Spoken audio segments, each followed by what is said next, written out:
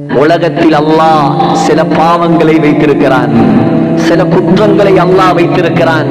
யார் அந்த பாவத்தை செய்து கொண்டு அவர் நெத்தி கருக்க கருக்க தொழுதாலும் அந்த தொழுகையை அல்லாஹ் ஏற்றுக்கொள்ள மாட்டார்.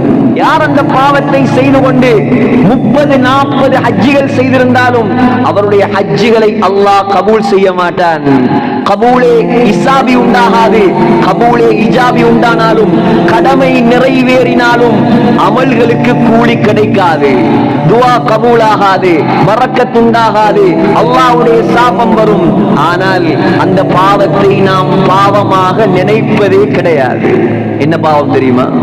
இரத்த பந்தத்தை துண்டித்து வாழ்வது. சஹீஹுல் புகாரி முஹம்மது ஸல்லல்லாஹு அலைஹி வஸல்லம் சொன்னார்கள், லா யதுகுலுல் ஜன்னah, சொர்க்கம் நுழைய மாட்டான், காத்திஉ ரஹீம், இரத்த பந்தத்தை இந்த உலகத்தில் யார் துண்டித்து வாழ்கிறானோ அவன் சொர்க்கம் நுழைய மாட்டான். ஒரு பாவத்தால் செய்த அமல் எல்லாம் நாசமாகிறது.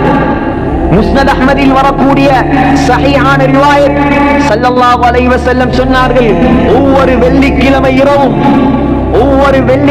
இரவும் அடியார்களுடைய அமல்கள் அல்லாஹ்வுடைய சன்னிதானத்துக்கு உயர்த்தப்பட்டு கொண்டே இருக்கிறது. ஆனால் அல்லாஹ் எல்லாருடைய அமலையும் கபூல் செய்வான். ஃபலா யுக்பலு அமலு காத்திஇ ரஹீம், யார் இந்த உலகத்தில் இரத்த பந்தத்தை துண்டித்து வாழ்கிறானோ அவனுடைய அமலை அல்லாஹ் ஏற்றுக்கொள்ள மாட்டான்.